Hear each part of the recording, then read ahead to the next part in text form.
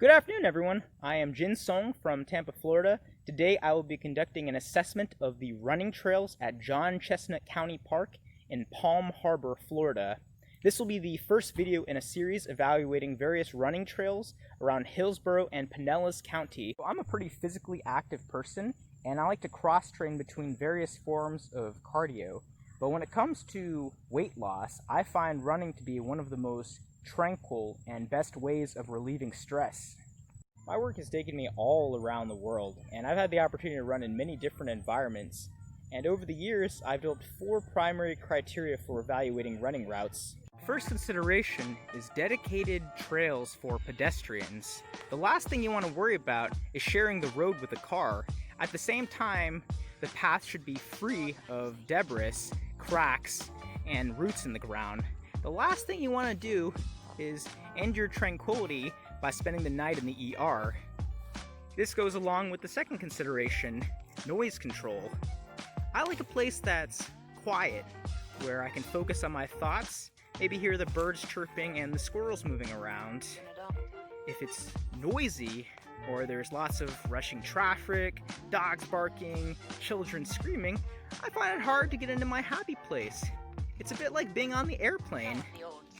The next criteria, shade coverage, might not be as obvious, but my fellow night shift workers can probably sympathize with me here. I don't usually have the luxury of running after work, because after I've been working 12 hours all night, I usually feel like sleeping.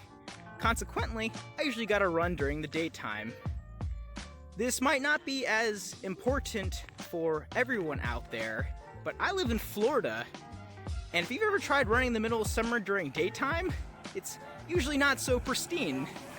Last criteria is crowding. I assign much less weight to this consideration due to its variability, such as the time of the year, the popularity, weather, the size of the path. There are a number of variables to be considered. In general, the path should be at least 2 arms length apart to prevent you from having to yield constantly to incoming traffic from the path being too narrow.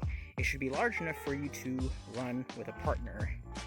The same concept applies to a more popular destination. You should still have more than enough space to run with a partner through the hordes of people. You all can see the shirt has come off, which means it is time to get down to business.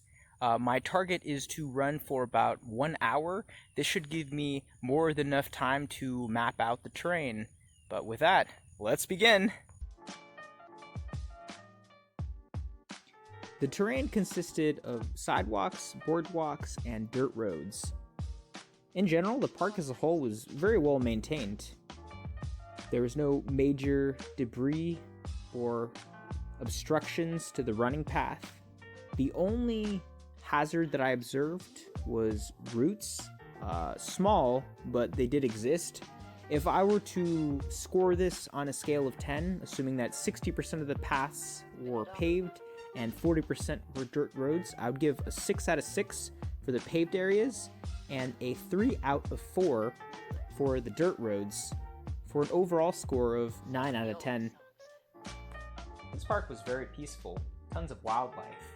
Birds, squirrels, deers, alligators, pretty much everything I could think of. The paths themselves seem to go on forever. Very far from any type of traffic, especially if you're on the main trail. I would rate this a 10 out of 10 easily. This park is essentially a forest, so it goes without saying that the shade coverage is going to be outstanding. There are very few areas that don't have shade coverage, specifically the paved areas closer to the developed spots and the openings where water is present. But as a whole, it is very well covered. I would rate this a 9 out of 10. Perhaps the only weakness of this park is its popularity.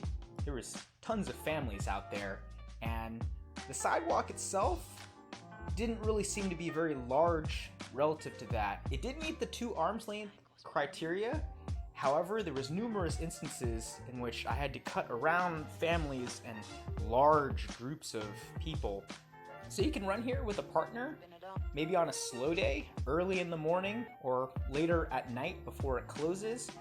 But in general, it's probably best for running alone. If I were to rate this out of 5 points, I would give this about a 3 out of 5. Our final weighted score for John Chestnut County Park was a 31 out of 35. I highly recommend it for long distance runners due to the distance and the number of trails. There are also plenty of activities for families, and it's less ideal for groups or a partner for that matter due to the crowding, but I enjoyed it as a whole, and I would highly recommend for anyone to make a trip out there. That's all for today. If you enjoyed this content, like and subscribe for more videos, and if you have any ideas for future locations, please let me know in the comments below. But until the next time, peace!